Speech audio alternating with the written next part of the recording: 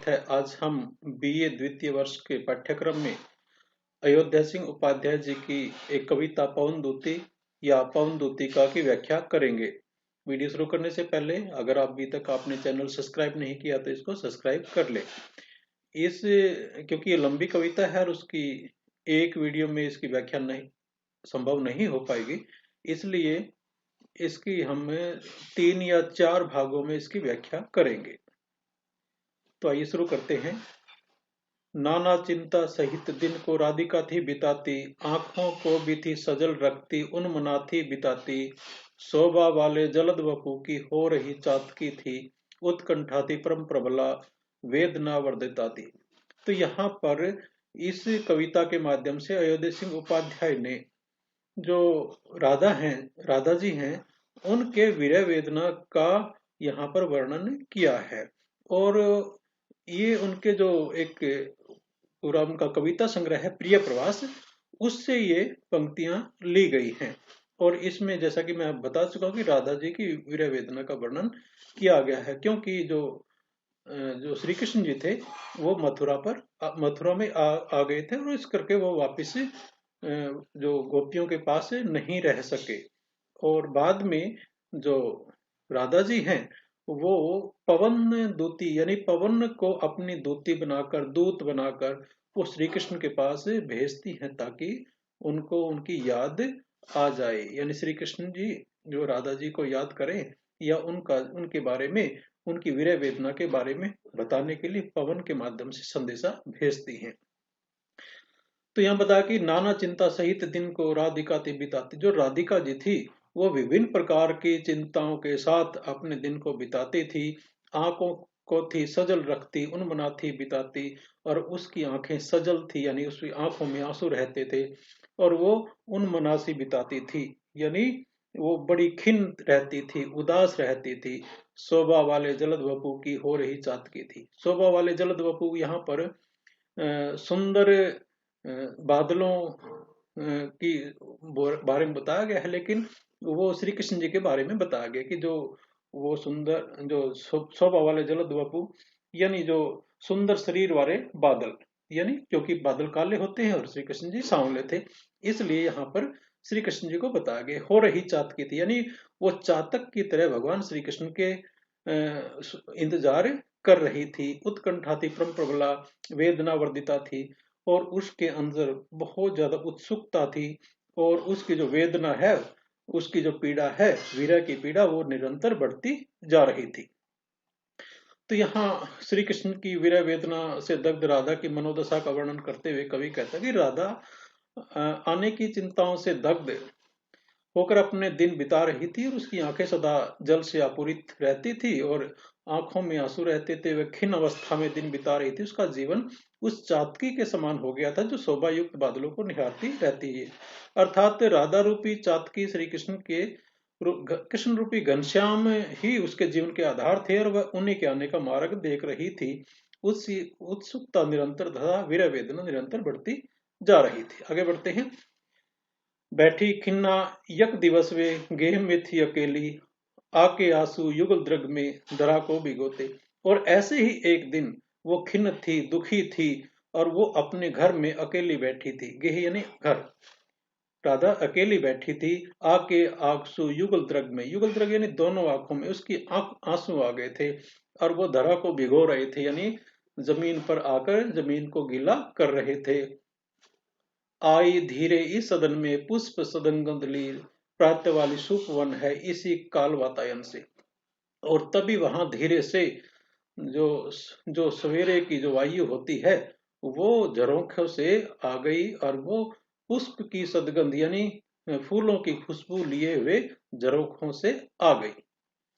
और इसमें बताया गया कि एक दिन राजा खिन्न अवस्था में अपने घर में बैठी हुई थी, उसकी दोनों आंखों में आंसू बह रहे थे और आंख धरती को भिगो रहे थे।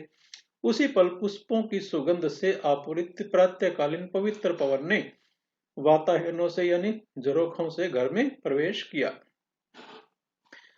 आके पूरा सदन उसने शोर भीला किया, यानी पूरा खुशबूदार उसने पूरा भवन जो है, पूरा घर जो खुशबूदार बना दिया। चाहा सारा कलुष तन का राधिका के मिटाया।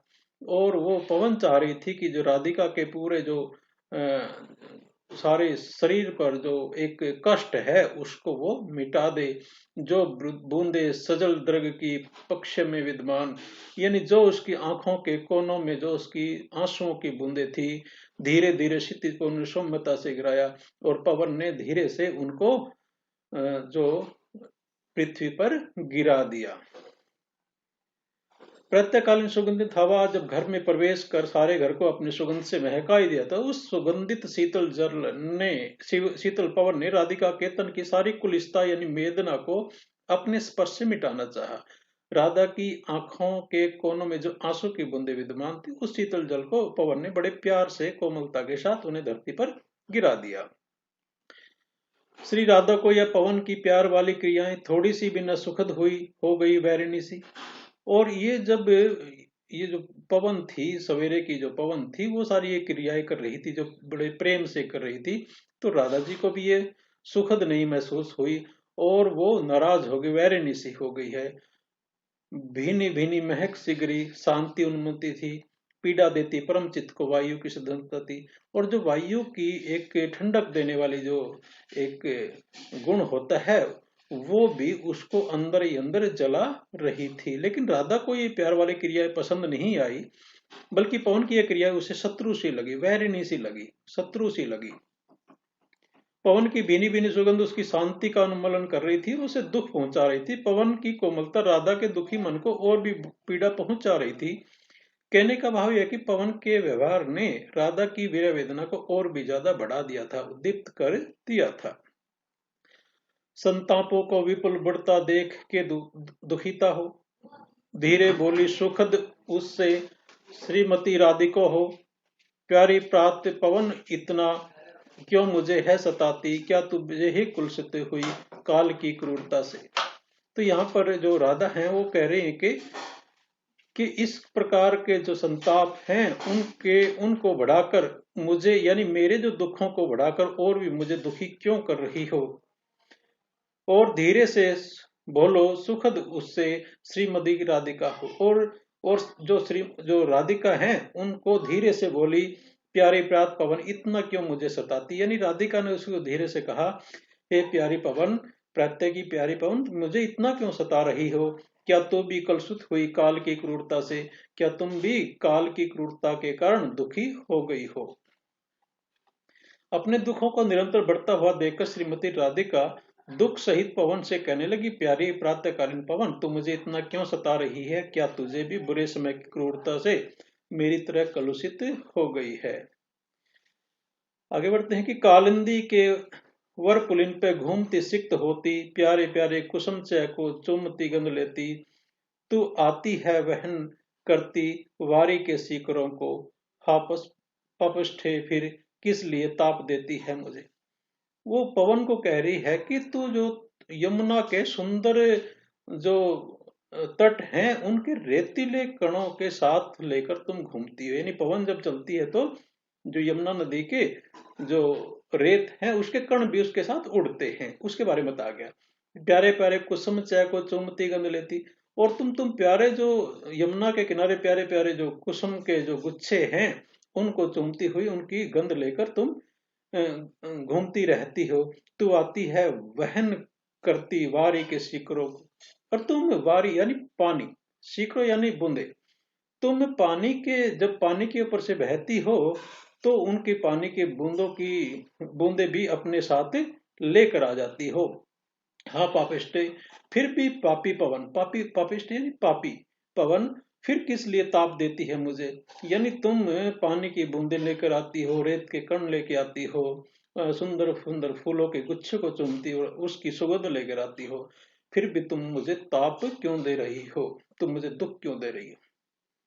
क्यों होती है निठुर, इतना क्यों बढ़ाती व्यथा है, तू ही मेरी चिर परिचिता, तू ही मेरी प्रिया है, कि तुम इतने निष्ठुर क्यों हो जाती हो और क्यों मेरी व्यथा को, मेरे दुख को क्यों बढ़ा रही हो। तू है मेरी चिर परिचिता, यानी तुमसे तो मेरी पुरानी मित्रता है, दोस्ती है, तू मेरी प्रिया है, यानी तुम मेरे प्रिय हो। मेरी बात सुन मत सता, छोड़ दे वामता अपनी को, पीड़ा खो के प्राण जनत ही बड़ा पुण्य होता। और वो कहती कि मेरी बातें सुन, यानी मेरी जो पीड़ा को सुन, और ये जो ममता है, ये जो शत्रुता है, उसको तू छोड़ दे। क्योंकि जो पीड़ित मनुष्य होता है, उस उसको सताना किसी प्रकार की उसको व्यथित हमें नहीं करना चाहिए। यहाँ बता कि हे पवन, तू इतनी निर्दयी क्यों हो रही है, क्यों तू मेरी जो पीड़ा है उसको बढ़ा रही है। तू तो मेरी पुरानी परिचित है, मेरी प्यारी है, इसलिए मेरी प्यारी पवन, इस बात को सुन और मुझे मत सता। मेरे प्रति इस विरोध का भाव छोड़ दे, बैरपन छोड़ दे। तुम तो जानती हो कि किसी दुखी जन की पीड़ा का हरण करना कितना पुण्य का काम होता है। इसलिए हे पवन, तुम मेरे कष्टों को सुनकर उसे दूर करने का प्रयास कर, इस प्रकार से मुझे व्यथित ना कर। आगे बता कि मेरे प्यारे नव जलद से कंज के नेत्रों वाले, जाकी आए न बधुवन से और न भेजा संदेशा। मैं रो रो के प्रिय विरह से बावली हो रही हूँ, जाके मेरी सब दुख कथा श्याम को तू सुना दे। कि मेरे जो प्यारे नव जलद से, यानी नए नए बादलों से और कंज के नेत्रों वाले, यानी भगवान श्री कृष्ण के बालक है कि कमल के नेत्रों वाले और बादल जैसे रंग वाले ऐसे श्री कृष्ण जी हैं, जो मधुबन गए थे और मधुबन से अभी तक वापस नहीं आए हैं, और न ही उन्होंने कोई संदेशा भेजा है। और मैं रो रो कर उनके विरह में बावली सी हो गई हूँ, और तुम जाकर ये सारी कथा श्याम को सुना दें। ये इस प्रकार की प्रार्थना वो पवन से कर रही है। आगे बढ़ते हैं। जो ऐसा तू नहीं कर सके तो क्रिया चातुरी से, जाग के रोने विकल बनने आदि को ही दिखा दे। चाहे ला दे प्रिय निकट से वस्तु कोई अनूठी, हा हा मैं हूं मृत्यक बनती प्राण मेरा बचा दे। और वो कह रही है कि अगर तू ऐसा नहीं कर सके, यानी श्री कृष्ण को मेरे बारे में नहीं बता सके, तो एक क्रिया चातुरी से कर दे, यानी एक चतुरता से एक काम कर दे। जाके रोने विकल बनने, कि जिस प्रकार से वो मेरी व्याकुलता रोकर, यानी कि श्री कृष्ण को जाकर रोकर मेरी व्याकुलता को बता सके, यानी मैं किस प्रकार से दुखी हूं, ऐसी ही विकलता उनके सामने रोकर दिखा सकती हो।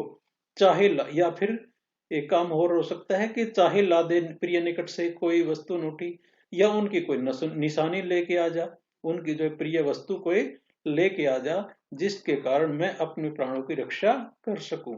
यानी वो राधा जी कह रहे कि विरह वेदना में एक वो मृतक के समान बन गई है, उनके अगर श्री कृष्ण के पास से कोई वस्तु भी अगर उसको मिल जाती है, तो वो संजीवनी बूटी की तरह काम करेगी। तू जाती है सकल थल ही वेग वाली बड़ी है, तू है सीधी सरल हृदय ताप उन्मति है। मैं हूं जी में बहुत रखती वायु तेरा भरोसा, जैसे होए भगिनी बिगड़ी बात बना दे, बिगड़ी मेरी बना दे। वो कहती कि तू सकल थल पर, पूरी पृथ्वी पर वेग वाली है, तुम बहुत बड़ी है। पूरी धरा पर तुम अपनी वेग से चलती है। तू है सीधी सरल हृदय, और तुम बड़ी सीधे हृदय वाली है, सरल हृदय वाली है, ताप उन्मुलती है, यानी लोगों के कष्ट दूर करने वाली है। मैं हूं जी में बहुत रखती वायु तेरा भरोसा, यानी मैं अपने हृदय में, हे वायु, तेरा बहुत भरोसा रखती हूँ, मुझे बड़ा विश्वास है तुझ पर। जैसे होए भगनी बिगड़ी बात मेरी बना दे, और जैसे एक बहन होती है, इस प्रकार से तुम मेरी जो है बिगड़ी बात को बना दे। इस प्रकार की पवन से वो प्रार्थना करती है। और यहाँ पर बिगड़ी बात बनाने का मतलब यह है कि मेरी विरह वेदना का एहसास किसी प्रकार से मेरे प्रियतम सिर्फ प्यारे श्री कृष्ण को करा दे। कालिंदी के तट पर घने रम्य उद्यान वाला, ऊंचे ऊंचे धुलग्रह की पंक्तियों से प्रशोभी, जो है न्यारा नगर मथुरा प्राण प्यारा वही है। मेरा सोना सदन तज के तू वहां शीघ्र ही जा। और वहां कहते हैं जो कालिंदी के तट पर, यानी यमुना के तट पर किनारे पर रम्य उद्यान वाला, यानी बहुत सुंदर जिसके उद्यान हैं, सुंदर और घने बाग हैं, ऊंचे ऊंचे ध्वल ग्रह की पंक्तियों किसी पर शोभी, और वहां पर ऊंचे ऊंचे महल मिलेंगे, और महलों की जो ऊंचे ऊंचे सफेद जो घरों की एक पंक्तियां मिलेगी जो बहुत ही ज्यादा सुंदर होगी, जो है न्यारा नगर मथुरा। और वहां पर एक मथुरा जो नगर है वो बड़ा न्यारा है, बहुत अद्भुत है, और वो प्राण प्यारा वही है। और वही मेरे प्राणों का प्यारा है, जो मेरा जो श्री कृष्ण प्राण प्यारा वो उसी मथुरा नगरी में रहता है। मेरा सूना सदन तज के तू वहां शीघ्र ही जा। और वो पवन को कहती है, तू मेरा ये सूना जो सदन यानी घर, मेरा जो घर है जो सूना है, उसको छोड़कर तू अभी शीघ्र ही, बहुत जल्दी ही तू मथुरा चली जा। जो ही मेरा भवन तज तू अल्प आगे बढ़ेगी, शोभा वाली अमित कितनी कुंज पुंजे मिलेंगी, प्यारी छाया मृदुल स्वर से मोह लेंगी तुझे वे, तो भी मेरा सुख लख वहां जा जाना विश्राम लेना। कि जैसे ही वो उसको रास्ता बताती है, पवन को, राधा जी, की जैसे ही तुम मेरा भवन छोड़कर जैसे ही थोड़े आगे बढ़ोगी, शोभा वाली अमित कितने कुंज पुंजे मिलेंगी, और बहुत ही छोटी छोटी वाटिकाएं सुंदर फूलों से सजी हुई आपको आगे रास्ते में मिलेंगी। प्यारी छाया मृदुल स्वर से मोह लेंगी तुझे, और उनकी छाया बड़ी मृदुल है, और उनके जो स्वर भी बहुत मृदुल हैं, उनके जो वहां पर पक्षी होंगे, तो वो तुझे मोहने का प्रयास करेंगी। तो भी मेरा सुख मेरा दुख लख, यानी फिर भी मेरा जो दुख है उसको देखते हुए वहां तुम बिल्कुल भी विश्राम ना लेना और सीधे मथुरा चले जाना। थोड़ा आगे सरस रव का धाम सत पुष्प वाला, लोने लोने बहुत ध्रुम लतावान सौंदर्यशाली, प्यारा वृंदा विपिन मन को मुग्धकारी मिलेगा, आना जाना इस विपिन से मुह माया न होगा। तो यहाँ पर कहते हैं कि जैसे ही आप थोड़ा आगे और बढ़ोगे, तो वहां पर सरस ध्वनि उत्पन्न करता सुंदर पुष्पों से युक्त स्थल मिलेगा। सत पुष्प वाला, यानी कई प्रकार के पुष्पों वाला एक ऐसा धाम मिलेगा, ऐसा एक स्थल मिलेगा जहां पर सरस ध्वनि यानी सुंदर ध्वनि आ रही होगी। लोने लोने बहुत ध्रुम लतावान सौंदर्यशाली, और वहां पर बहुत ही ज्यादा सुंदर लताओं से युक्त जो है सुंदर सुंदर वृक्ष मिलेंगे, जो बहुत लतावान सौंदर्यशाली यानी लताओं से युक्त ऐसे बहुत सुंदर आपको वहां पर पेड़ मिलेंगे, लताएं मिलेंगी, प्यारा वृंदा विपिन मन को मुग्धकारी मिलेगा। और इस प्रकार से हे पवन, इस सुंदर कानन से गुजरना इतना सरल नहीं होगा, और हो सकता है आप उसके ऊपर मुग्ध हो जाओ। विपिन यानी वो जो जंगल है जिस रास्ते से आप गुजरोगे वो इतना मुग्धकारी होगा, आना जाना इस विपिन से, यानी उस विपिन से, उस रास्ते से, उस जंगल से सिर्फ आना जाना, मोह माना न होगा, यानी उस पर मुग्ध होकर वहां रुक मत जाना। आगे बढ़ते हैं। जाते जाते अगर पथ में क्लांत कोई दिखावे, तो तू जाके निकट उनकी क्लांतियों को मिटाना, धीरे धीरे परस पाकर गात ताप खोना, सदगंधों से श्रमित जनों को हर्षित सा बनाना। तो यहाँ पर जो राधिका कह रही कि हे पवन, अगर मथुरा में जाते समय अगर तुम्हें कोई दुखी मिल जाए, क्लांत यानी दुखी, अगर रास्ते में कोई दुखी मिल जाए, तो तुम जाके उसके निकट, यानी तुम उसके निकट जाना और उनकी जो दुख है उसको मिटाने का प्रयास करना। धीरे धीरे परस उसके गात ताप खोना, और धीरे धीरे से उसके जो शरीर से उसकी जो गर्मी है, उत्ताप, उसके गात यानी शरीर, उत्ताप यानी उसका जो तापमान है, ये उसकी गर्मी है, उसको दूर करने का प्रयास करना, सदगंधों से श्रमित जनों को हर्षितों सा बनाना, और अपनी जो सुंदर खुशबुओं से उन परिश्रमी व्यक्तियों को तुम खुश हर्षिता सा बनाना, हर्षितों सा बनाना यानी खुश कर देना, सुख प्रदान करना। संलग्ना हो सुखद जल से श्रांति हारी कणों से, लेके नाना कुसुम कुल का गंध अमोदकारी, निर्धुली हो गमन करना, उदकता भी न होना, आते जाते पथिक जिसमें पथ में शांति पावे। और वो आगे बता कि हितों में संलग्ना हो सुखद जल के शांतिहारी कणों से।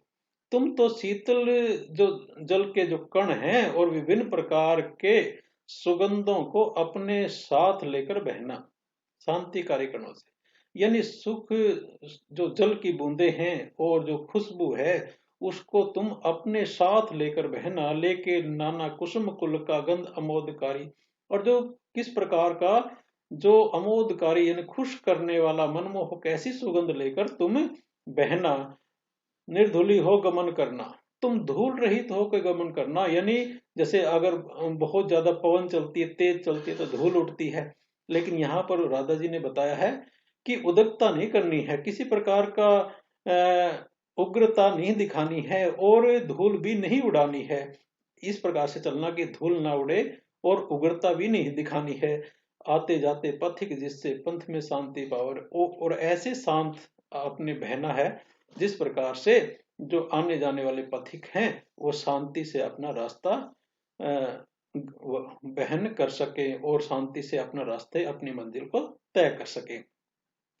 तो यहाँ पर ये प्रथम भाग इसका समाप्त होता है।